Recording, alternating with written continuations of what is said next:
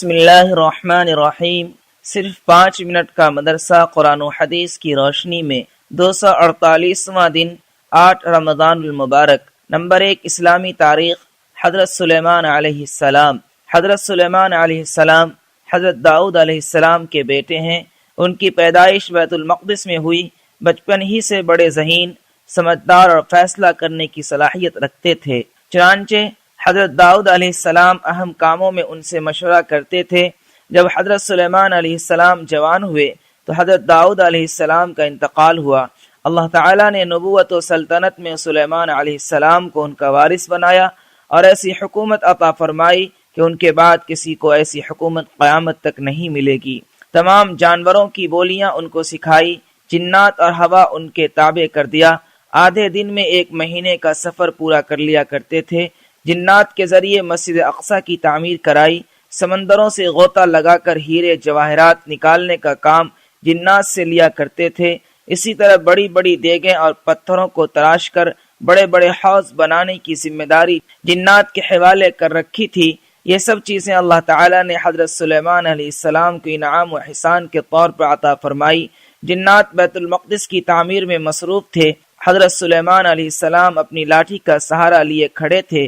اسی حال میں 53 سال کی عمر میں ان کا انتقال ہوا۔ نمبر 2، حضور صلی اللہ علیہ وسلم کا معجزہ، کھانے میں برکت۔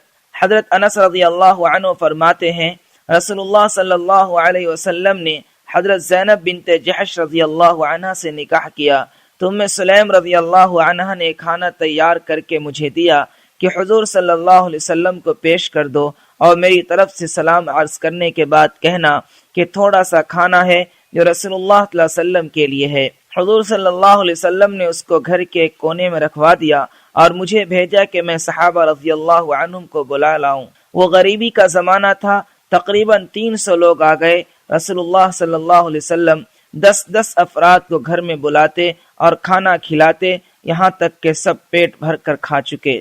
جب میں نے اس کھانے کے برتن کو دیکھا تو میں یہ نہیں سمجھ سکا کہ جس وقت میں کھانے کا برتن لایا تھا اس وقت اس میں کھانا زیادہ تھا یا اب زیادہ ہے۔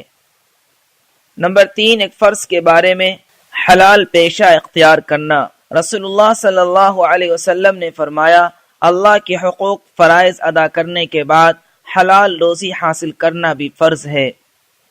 نمبر 4، ایک سنت کے بارے میں، زکوٰۃ ادا کرے تو یہ دعا پڑھے۔ رسول اللہ صلی اللہ علیہ وسلم نے فرمایا، جب تم زکوٰۃ ادا کرو تو اس کے ثواب کو نہ بھولو اور یہ کہو، اللہم اجعلھا مغنما ولا تجعلھا مغرما۔ ترجمہ، اے اللہ اس زکوٰۃ کو نفع کا ذریعہ بنا، اسے نقصان کا سبب نہ بنا۔ نمبر 5، ایک اہم عمل کی فضیلت، پورا مہینہ تراویح پڑھنا۔ رسول اللہ صلی اللہ علیہ وسلم نے فرمایا، رمضان ایسا مہینہ ہے کہ جس کے روزوں کو اللہ تعالیٰ نے تم پر فرض کیا ہے اور میں نے تمہارے لیے اس کی تراویح کو سنت قرار دیا ہے۔ جو شخص اللہ تعالیٰ کے وعدوں پر یقین کرتے ہوئے اور اس کے اجر و ثواب کے شوق میں اس مہینے کے روزے رکھتا ہو اور تراویح پڑھتا ہو، وہ گناہوں سے اس طرح پاک صاف ہو جاتا ہے جیسا کہ اس کی ماں نے اس کو آج ہی جنم دیا ہے۔ نمبر 6، ایک گناہ کے بارے میں، جان بوجھ کر قتل کرنا۔ قرآن میں اللہ تعالیٰ فرماتا ہے، جو شخص کسی مسلمان کو جان بوجھ کر قتل کر دے تو اس کی سزا جہنم ہے، وہ اس میں ہمیشہ ہمیش رہے گا۔ اللہ تعالیٰ کا غصہ اور اس کی لعنت اس پر ہوگی اور اللہ تعالیٰ نے ایسے شخص کے لیے بڑا عذاب تیار کر رکھا ہے۔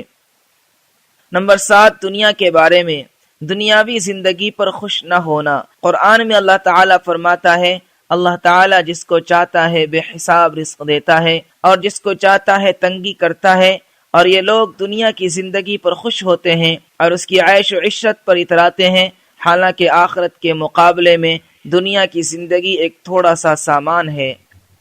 نمبر 8، آخرت کے بارے میں، دوزخ کا درخت۔ رسول اللہ صلی اللہ علیہ وسلم نے فرمایا، اگر زقوم جو جہنم کا ایک درخت ہے، انتہائی کڑوا ہے، اس کا ایک قطرہ بھی دنیا میں ٹپکا دیا جائے تو اس کی کڑواہٹ کی وجہ سے تمام دنیا والوں کا جینا مشکل ہو جائے، تو اب بتاؤ اس جہنمی کا کیا حال ہوگا جس کی خوراک ہی زقوم ہوگی۔ نمبر 9، طب نبوی سے علاج، سنترا کے فوائد۔ رسول اللہ صلی اللہ علیہ وسلم نے فرمایا تم لوگ سنترا کو استعمال کیا کرو کیونکہ یہ دل کو مضبوط بناتا ہے۔ فائدہ، محدثین تحریر فرماتے ہیں کہ اس کا جوس پیٹ کی گندگی کو دور کرتا ہے، قے اور متلی کو ختم کرتا ہے اور بھوک بڑھاتا ہے۔ نمبر 10، نبی صلی اللہ علیہ وسلم کی نصیحت۔ رسول اللہ صلی اللہ علیہ وسلم نے فرمایا اپنے مسلمان بھائی کی مدد کرو خواہ وہ ظالم ہو یا مظلوم۔ ایک صحابی نے کہا یا رسول اللہ، مظلوم ہو تو اس کی مدد کروں لیکن ظالم کی کس طرح مدد کروں؟ آپ صلی اللہ علیہ وسلم نے فرمایا اس کو ظلم سے روکو اور منع کرو، یہ ظالم کے حق میں مدد ہوگی۔